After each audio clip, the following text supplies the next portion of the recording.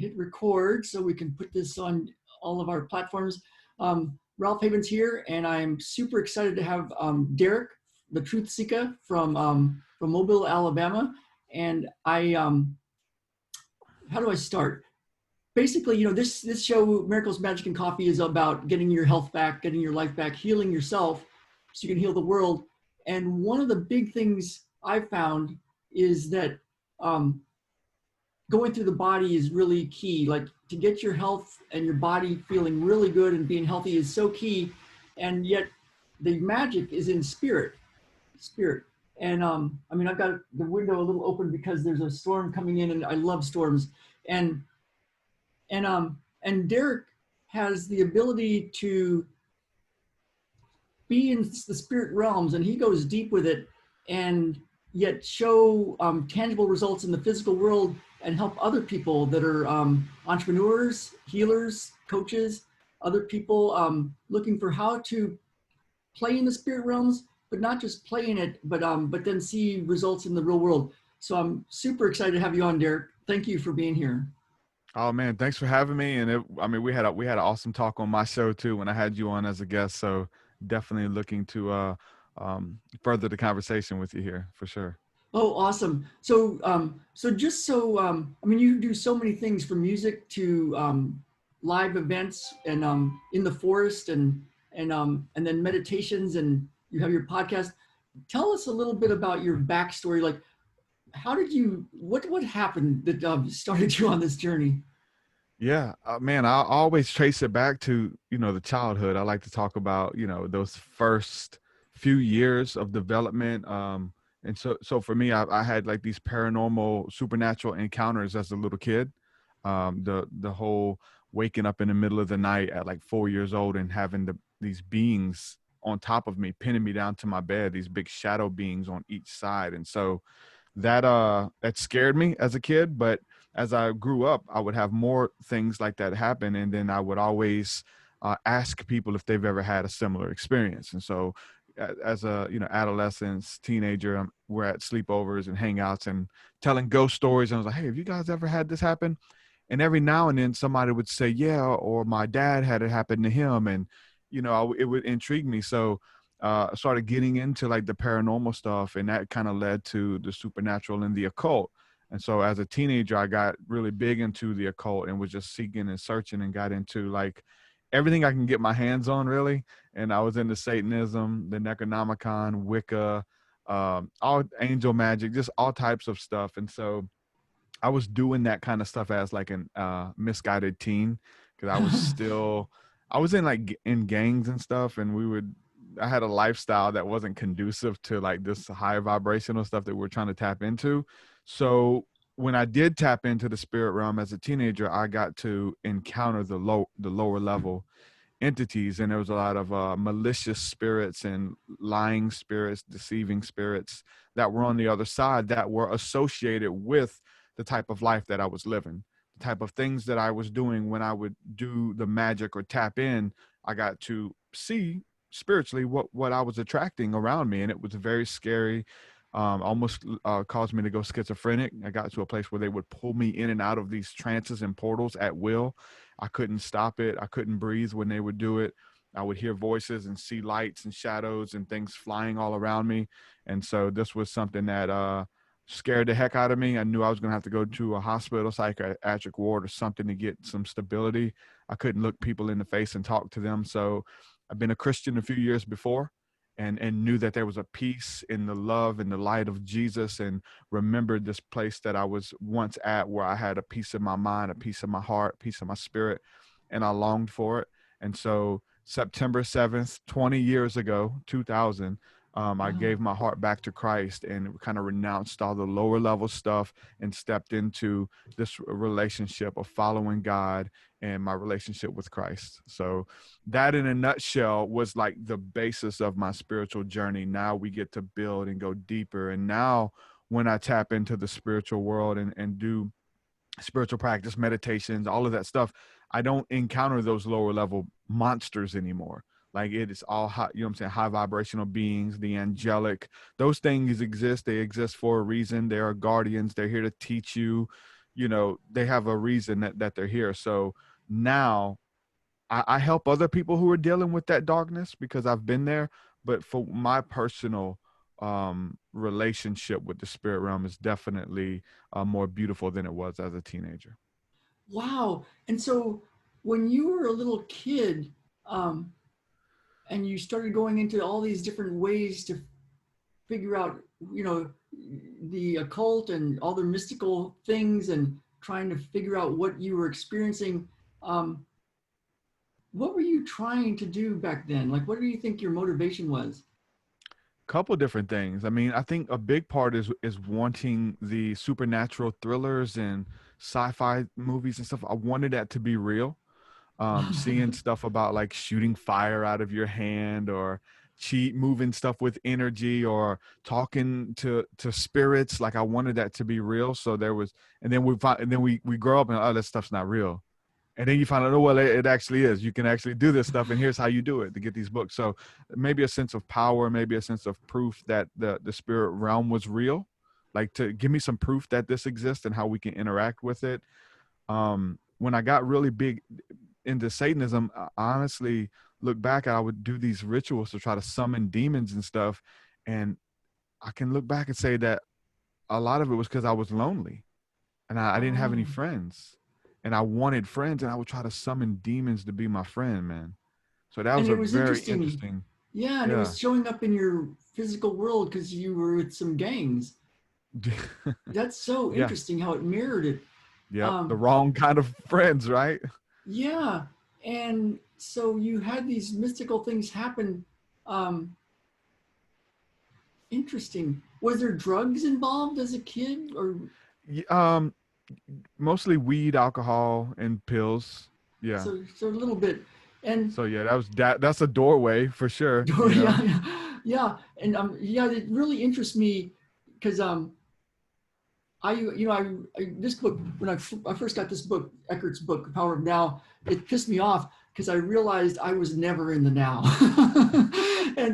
and but something kept studying quantum physics and all this stuff, and I became a Christian early on, like freshman year of college. I remember the day, and Yeah. and as a kid, I was always reading the New Testament, like this Jesus guy, he's got this power to like and I, Yeah. and it's all about this. And I had this vision of like, I'd go to college and I would meet my cool hippie Christian group, and we would do cool things. And I did kind of meet a group. They weren't quite the hippie, socially conscious ones that I was.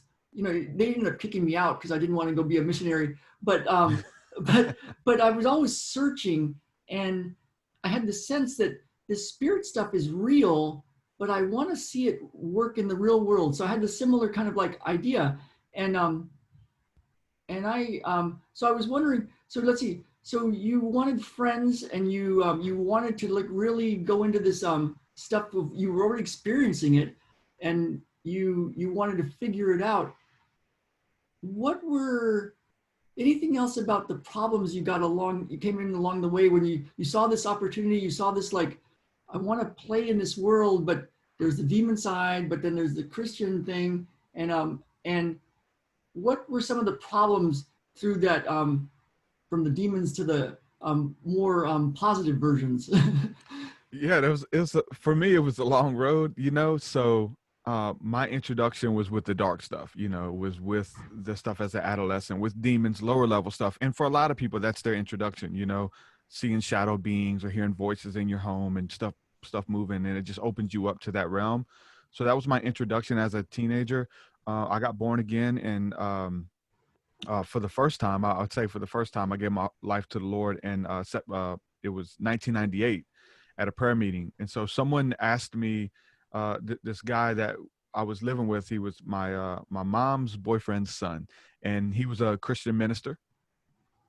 Okay. Yeah, so we moved in with them. He was a Christian minister, and he would always ask me to go to church. Didn't really want to go to church. I was into the darker stuff. He'd ask me to go to prayer meetings. Didn't want to go to that either. And then so finally one time after he kept asking me, he said, "You should come to this prayer meeting." I was like, "Why?" He said, "Well, there's going to be a prophet there." It's like, "Well, what's a prophet?" And he said, "Well, a prophet's like a Christian psychic." I'm like, oh, this sounds cool. Sure, I'll come. So I ended up going to this prayer meeting and seeing, and when I get there, everybody's tapping in to the spirit through worship music. And so everybody's praying, they got their hands up and their eyes closed, and literally they're in trance. They're in another place. Yeah. It's nothing exists there with Jesus. Some people are crying, tears are coming, and there's just this beautiful peace in the room, and I could feel it. And it was just like a beautiful experience. And one of the guys came and sat down next to me on the couch and said, "Hey, Derek, do you want Jesus to forgive you of your sins?"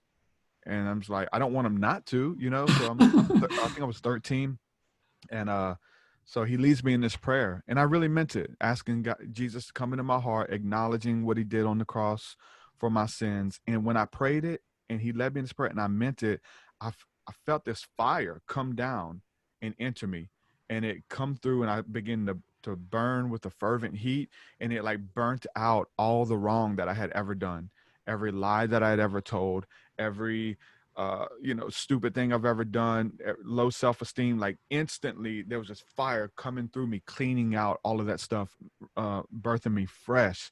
And I began to shake. It was so beautiful. I was overwhelmed with it. I was shaking, I was crying.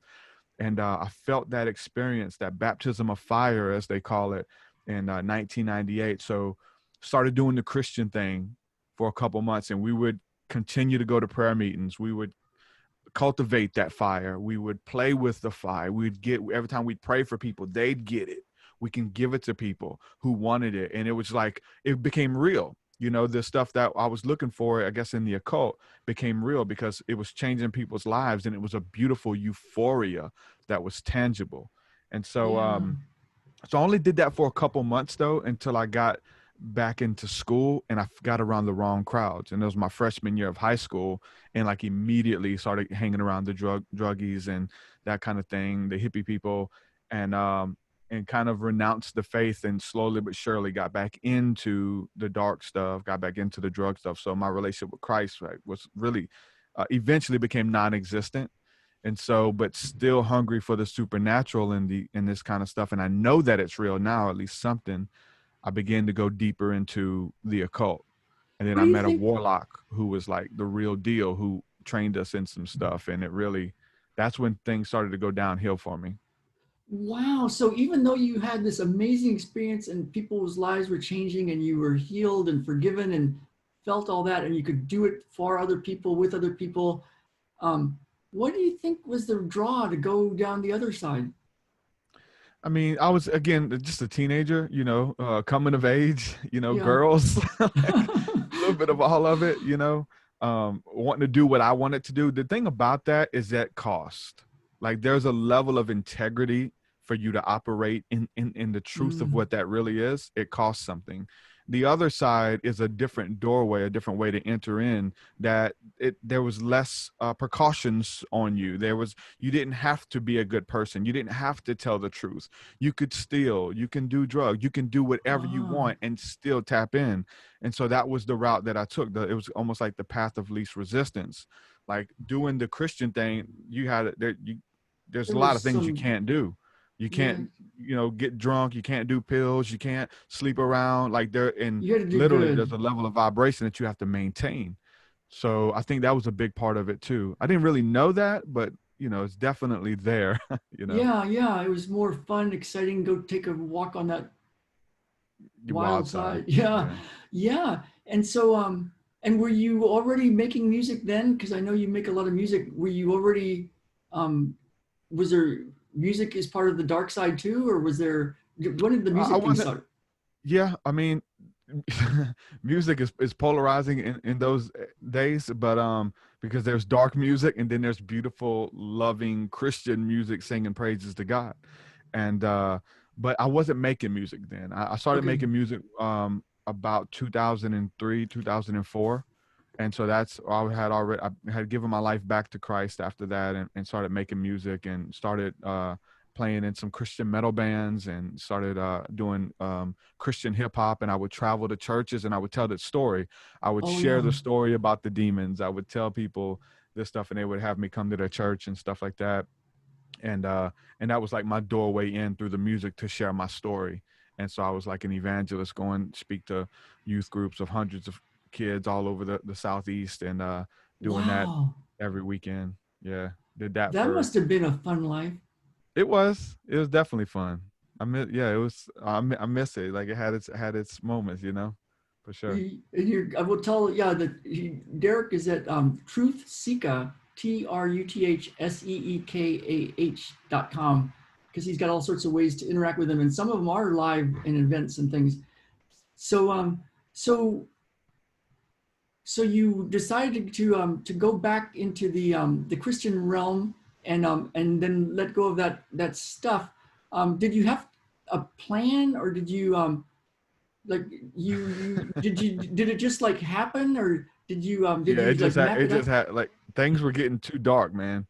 Like, literally, whenever I was, getting pulled in and out of these trances and portals, and I describe it as I reached into the spirit world to see if it was real, and something reached back, and it was malicious Wow. for me, because it was conducive to the type of life that I was living. I was Yeah. stealing from people, gang activity, lying, cheating, doing whatever I would, drug use, and then you tap into the spirit world, and they say hello. They say That's the hello. rules of engagement. You get to see what the type of energies that you're entertaining. And so, Yeah. they had control of my mind, man. And it wasn't fun. And I by the grace of God, barely made it out through my faith and relationship with Jesus. And I owe him everything for that, for giving me a second chance, because not everybody makes it out of that stuff. I got so Yeah. many friends who died in that. They didn't Mm. make it out, so even to this day, no matter how far out or how spiritual we are, like, my faith and my desperation for Jesus it just increases every day. And I feel like I still need him today as much as I needed him when I was lost and being beat up and abused by these types of entities and stuff. And that, I think that for me, that's the key to my spiritual authority and spiritual power, is how much power that we have spiritually, but how, broken that we are, and need that grace and need that love, and we have it. It's there for us at every, moment. So, you know that's Yeah. the key to all of this stuff. So all of even the mystical stuff that we're into now, like, it's only to go deeper into Christ, like, into his love, and which is the highest form of love. That if love became a person, like, that's Jesus, right? And Yeah. so, just to interact with that on a daily basis, and to teach people how to do it, and for the first time, let them encounter that fire that I felt in 1998, through prayer, through meditation, and through devotion to Christ. Yeah. And I have a person, a coach person that I know, and we're in one of the same groups. And she was interested in clearing imposter syndrome and anxiety, which is one of the things that I help people with, especially the entrepreneurs. And she was like, yeah, but Ralph, I'm a Christian, man. I don't want to play with black magic. I don't want to play with white magic. And Yeah. so I was like, Mhm. well, I'm a Christian too, and if you want to chat, we can. And she sort of really like, okay, that sounds good, but she hasn't like done it. There's a lot of fear around of being Yeah, I like, mean, that's a big one, because I love those terms. Christians are scared of it. Like, Jesus did white magic. Like, he understood metaphysics, he understood the spirit world, and he operated and he engaged with it. And we would call healers white magicians, right? And yeah, so, but if you use that word, you're it going to can, scare a lot of Christians, yeah, because they don't understand. They think it's some type of witchcraft or sorcery, which, in a sense, it is. He understood how to engage with the other realms.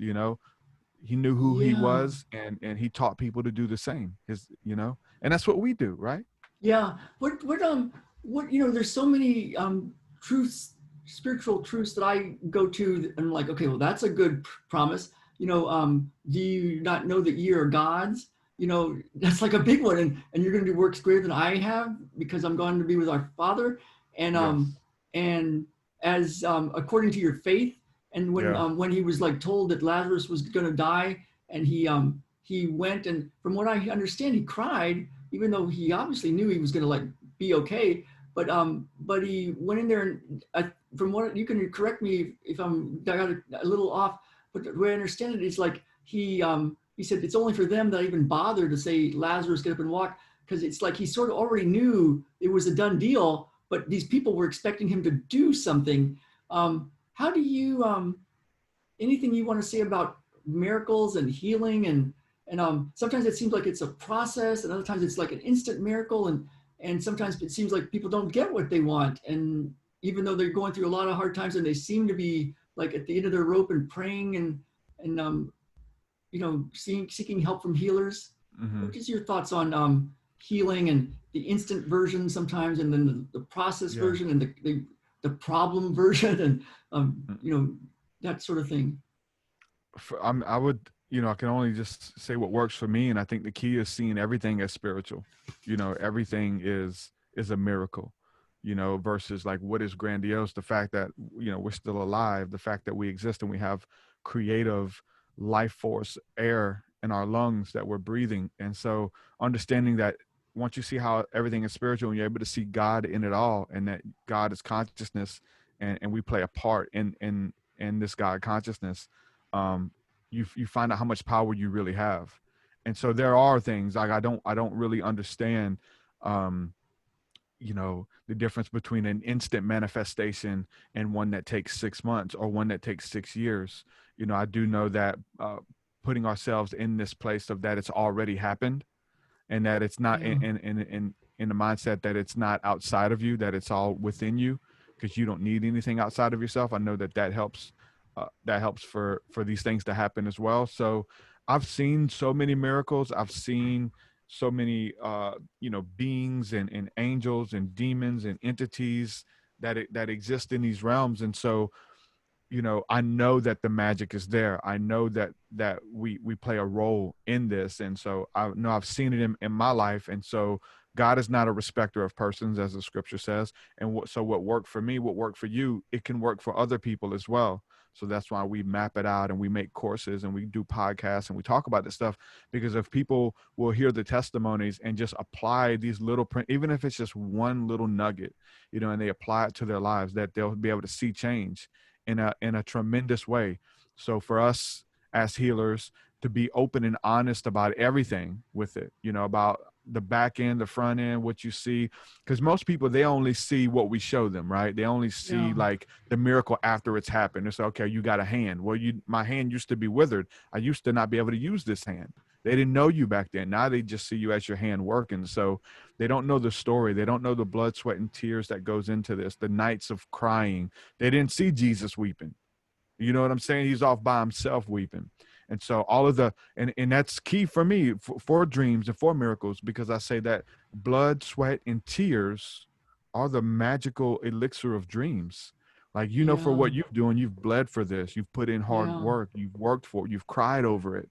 And for some reason, that's like this magic concoction for this manifestation process of something that you really believed in. And I think that we yeah. take those principles throughout the scriptures and these different interactions, and we apply it to our lives, and we're able to see change and walk in peace and blessing in every area, spiritually, financially, relationally, all of them.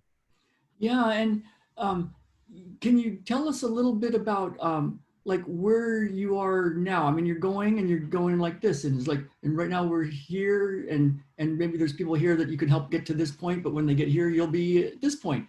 In some of the material things in your life and your lifestyle and what Hmm. you're doing, and you work really hard, or it looks like you create a lot of stuff. You create a lot of I stuff. work very hard. Yeah, I work harder now doing this. we actually work, and yet so many. I have some healer coach, more healer type people that are like, oh, I only want to do it if I'm in the flow. If it's hard, it's not in the flow. It's like, oh golly, just get to work, man. But where like tell us a little bit about your work. Like you've got a few different things that, but they all go together: the music, the live events, the meditations, the book. Yeah. Yeah, we're kind of tell us, because it's kind of neat for somebody to go, wow, he went from here to here. Kind of give us a sense of where you're at. Yeah. I mean, there's a lot of different expressions or emanations of the work, but it's all about healing. Like the music is all about healing. It's all about spirituality. The book, same thing. The podcast, same thing. Meditations, same thing. It's to allow you to encounter uh, the presence of God, Christ, and just to know who you are, and then embracing awe and wonder, because that's a big part of it. To be able to dream again, to be able to manifest your dreams, to be able to recapture your dream that you gave up on. And so Yeah. I think all of my work is helping to do that. But there's definitely levels, and there's definitely things to get over. Self-worth, scarcity mentality, and a lot of these are just things that I'm just now doing this year. Like I've been doing this stuff, but what I'm saying, owning my self-worth and stepping up to the plate and doing a lot of things um that the future me is going to thank me for. I remember passing up opportunities to go speak and do engagements because I was scared to fly, too Wow. scared to get on a plane, and I would make up excuses why I couldn't make the event, and people were going to fly me out and everything. Oh, I'm thinking about driving. Let's drive. And it's like a 3-day drive versus 3-hour flight or something. And so getting over that this year was huge for me. How did you Getting over do the that? fear of flying. How'd you get over the fear of flying? Through I started it through meditation, through a some friends of mine who are Christian healers. They led me on it's almost like a guided meditation. They call it the courtroom. Go within and see what this thing is and the root of it and why are you Wow. scared, and kind of address the fear. And then they have different ways of doing it. I think seeing Jesus come in and kind of destroying that fear and getting rid of it, and then through prayer and releasing the synapses of the brains to recreate new Wow, whole emotions process. and stuff like that. So doing a session like that really helped me and gave me the confidence to go out and I actually had a friend of mine who wanted me to he's in our community and lives in Colorado, and he wanted me to marry him. And I was like, yeah, I'll do it. Sure. And then I was like trying to talk myself out of it. No, don't do it, man. And so I told him, I'm not sure. Let me see if we can do it. And I was going to make up an excuse. And Yeah. so when I got back from that session with my friend, I couldn't wait to tell him I'm doing it, bro. And nothing's going to, cause like, that's just an obstacle. And And we how all did it have those feel? different How did obstacles. the actual plane flight feel? I was crying. Because It was beautiful because like I thought that I would never be able to do that, and I missed so many opportunities because oh of that fear. And so yeah. no, I cried, and because and I had to tell. There's different things that I did. Like I had pictures of Denver. I'm in Alabama. I'm in the South. We don't really have mountains, so I'm looking at pictures on my phone, and sometimes I would still get scared. I was like, oh, we got to get on this plane, and I would look at the picture of Denver. I'd be like, man, it's gonna be beautiful when I get to see these mountains like this, and not just me, but my wife. I get to bring my wife and my daughter with me. Like, I mean, look at that. So when fear would come up, I'd look at that picture and immediately the fear would leave. And so I just keep looking at that picture, and then That's like looking cool. at pictures of other places like China, Italy, these places that I'm not going to be able to, let my wife and daughter experience because of my fear. So this is just the beginning for the bigger things that I believe God wants to do in my life, that if I don't take this one flight or get over this one thing, none of it's going to happen. And that Yeah. was one block for me. We all have those blocks for different areas. There's so many things, but you have to, once you knock that little thing, the freaking world opens up. I could Yeah. travel the world.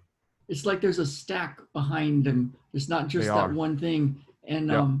yeah, and it's such a big thing for the entrepreneurs, the healers, the coaches, the people that want to be healers or coaches or want to bring Yeah. their work to the world. I see it so much. People talk about it. It's like, oh my goodness, it's anxiety, it's fear, it's Yeah. imposter syndrome. It's like, and so I Yep. love the way you talk about going within, and then you have a whole bunch of stuff you can do, but basically go within and not run away from it, and really be there and do stuff, to like get you're going to get to this point, and you're not going to back off, because so many people have things that seem reasonable, like, oh, I just want to get my office a little better, it doesn't look pretty enough, it's like, I got to get my website better, it's like, And no. then they do that, but then they come up It's with another excuse. Well, another no, I got the excuse. website good, but now the email list doesn't really set up the right way, Yeah. and it takes them 6 months to set up the email list. Yeah, so Whatever. those fears. I remember I I had severe anxiety and a crazy sweaty hand problem. And one of my mentors early on in my physical therapy career said, "Hey, come work for me." And I said, "Oh, that's great." And then he said, "Yeah, just come to my office, work on my neck, and I'll see how your hands are, and then you can work for me." And he would have been a great mentor to like learn from. And I was so terrified because I thought, "Oh my God, I'm going to sweat all over this guy's neck. This is going to be awful." And so I said, "Neil, no, I've decided to start my own physical therapy practice, so I won't be interviewing with you." I actually started my own entrepreneurial physical therapy practice because of fear of touching a guy, and I fixed it. I cured it. It's just like it's gone. But that was it was the only thing I wanted. And so then when I had that, I was like, how come I don't have a girlfriend? I haven't had a girlfriend in a long time. And so I've had to work through, there's other layers. You can Yep. solve one mountain problem, and then there's mountains behind those mountains. And if you don't go address something that's really bugging you, there's a whole stack of stuff behind it. So like you said, you cured the fear thing of Opinions of flying. others is huge, man. It is. This is so Especially cool. I think we talked about it on my podcast. I'm not sure, but when I first started offering one-on-one sessions, like I have a lot of Christian following. I'm in a lot of the Christian community, and I'm charging for one-on-one sessions. Oh, And I so want to ask they're you a like, real quick question. Yeah, Christians, and then you're charging for healing. Yeah, talk about that. oh yeah, no. They ate ate my lunch. They would inbox me and say, "Hey man, what you got going on? You doing your sessions?" I said, "Yeah, I just started doing these sessions and going pretty good, man. I love doing this stuff." He's like, "Awesome, man. Hope everything works out for you. How much do you charge?" And at the time it was $100. I was like, "I do 100 session." "Okay, man. Hey, praise God." And they screenshot it and share it in their groups and say, "True Seekah's charging for prayer." Oh my Charging. God. And when I seen that and I was tagged in it, I was like, what it did to me, I was like, oh Lord, I don't want to be that guy who's charging for prayer, right? You want me to pray for you, pay me money or whatever. That's kind of weird. So I took it down. I stepped back. I said, hey, I'm not doing sessions anymore right now, man. And it's so that was a trigger, and it's a trigger for a lot of Christians. I like to, It's a I trigger do for a lot pray. of people and healers in general. Yeah. Yeah, we are praying. We're going to pray in a session. So, but that's not all that you're getting. You know what I'm saying? You're getting a guided meditation. You're getting counsel. There's so much more that you're getting. And so I had to kind of know my self-worth and know that what I had. And then as well as like have something for me to get over, like I had to have something free for those people who Yeah. want a session or they want a coaching call or whatever it is, and they couldn't afford it. So I had to make sure for my conscious sake that you can join us on our live prayer on Thursday nights. We open it up for everybody. We go live Yeah. on Facebook. We take prayer requests. And if I would love to pray for you. I had to have resources out there, even business training and stuff like Yeah. You have a even though whole that, course on business training for healers. yeah. And so like, I would hate to put that behind a paywall of somebody who couldn't afford it, so it's like, listen, if you listen to all my podcasts, you're going to get all of that training, but you're going to have to listen to 300 episodes Yeah. and you're going to have Yeah. to dig. It's there. It's there for you. We've talked about it. We're talking about it now. So you're going to get all of that, but this is a condensed, this is me holding your hand.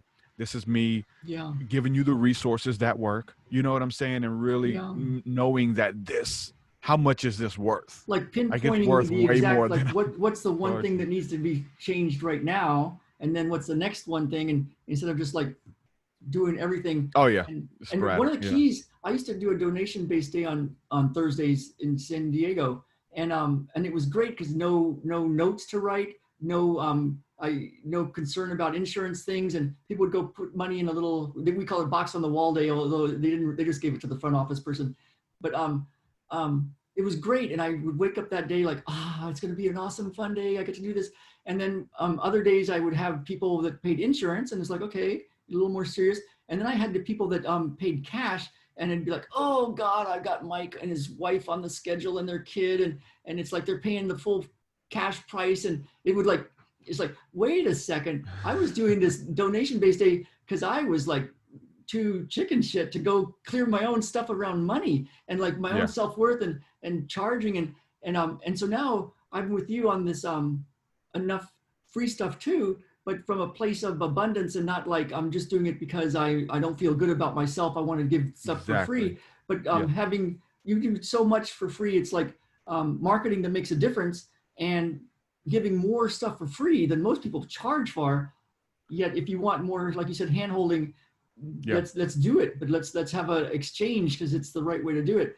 Um, People tend to have a better result when they exchange something, their time, their money, Yep. their yeah. 100%. Yeah, that's hard for a lot of people to learn. I remember when my wife learned that. She was she was taking lessons from the worship leader on how to play piano, and he charged us. I think he charged her $12 an hour.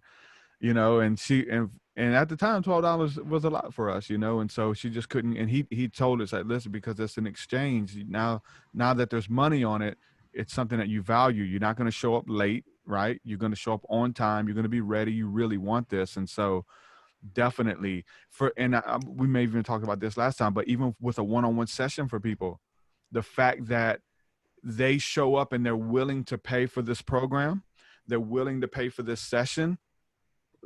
All I gotta do is I literally just have to hold your hand, because the fact I don't have to convince you to want it. The fact that Yeah, you're willing to show up and you're willing to pay your hard-earned money for this shows that you want this more than anything.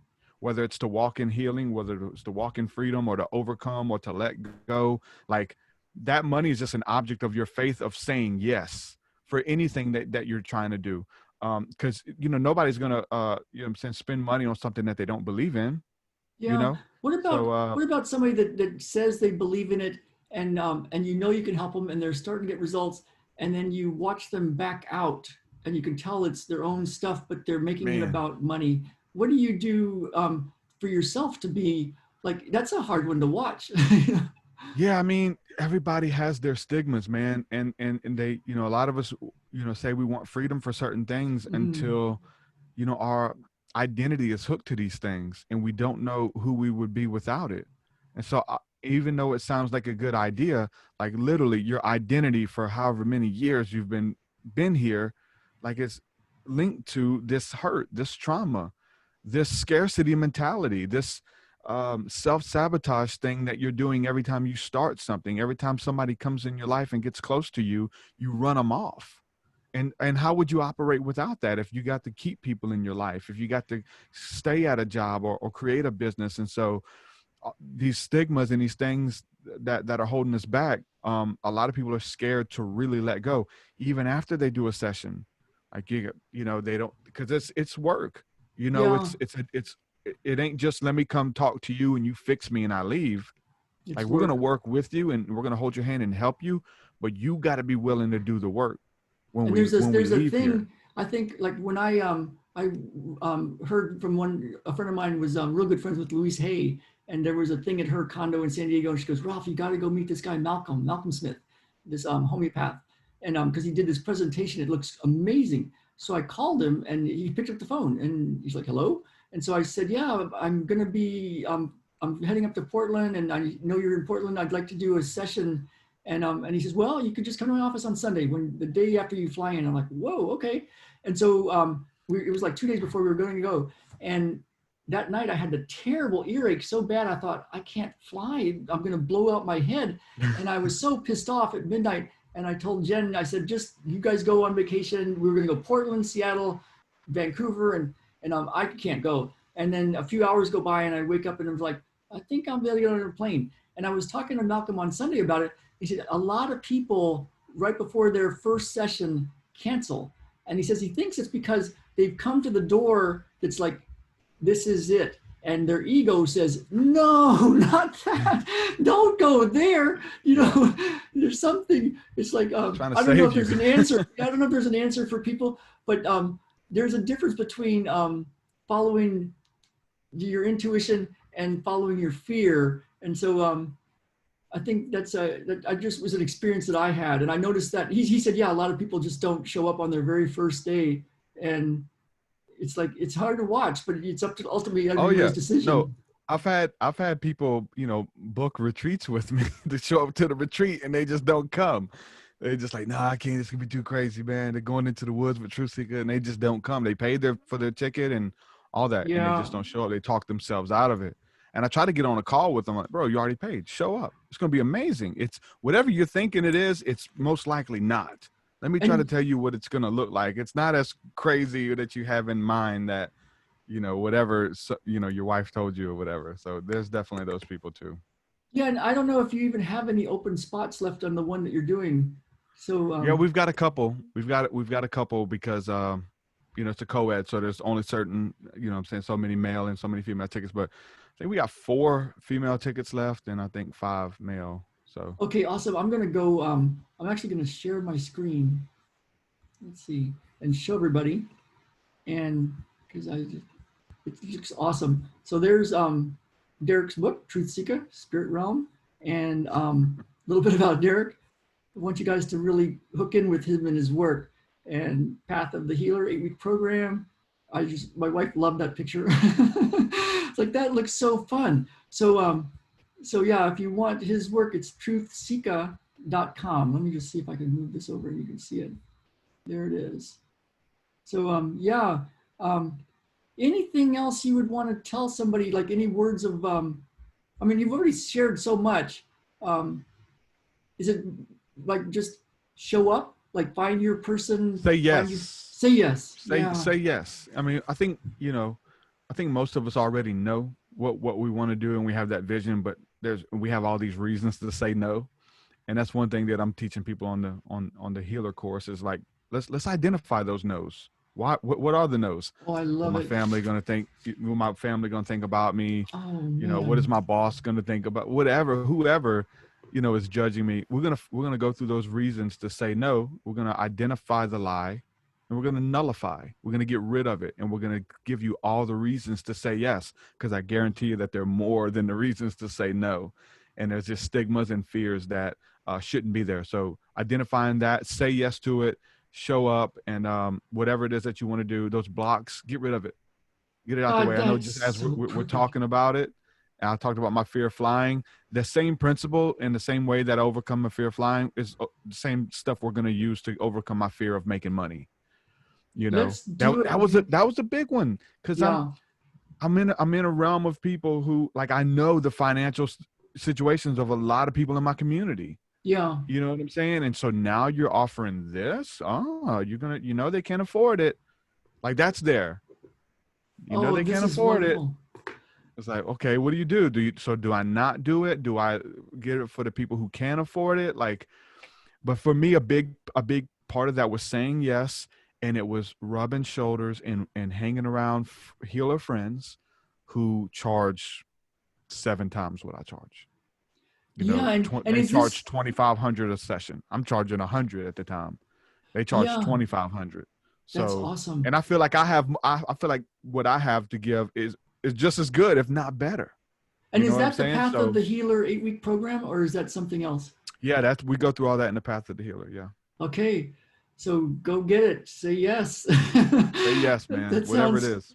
that sounds so good, Derek. It has been super cool, man. I want to be in your world more and more. So I'll Yeah, let's keep do it. connected. I love what you do, man. Thank you. Yeah, thanks so much. I will share this like crazy, and this is just, it's been awesome. Thank you, Thank you thank you, so thank much. you. Yeah, man. And thanks for having me again. If people go to the website and they sign up for the email list, they get a free download of my throne room guided meditation. So I'm gonna throw that out there too. Great. So truthseekah.com. And yeah, it's so good to see you, man. Really good. And I'll keep in touch, and it'll be good to see you next time too. For sure. Thank you, brother. You're welcome, man. Bye, man. Shalom. Peace.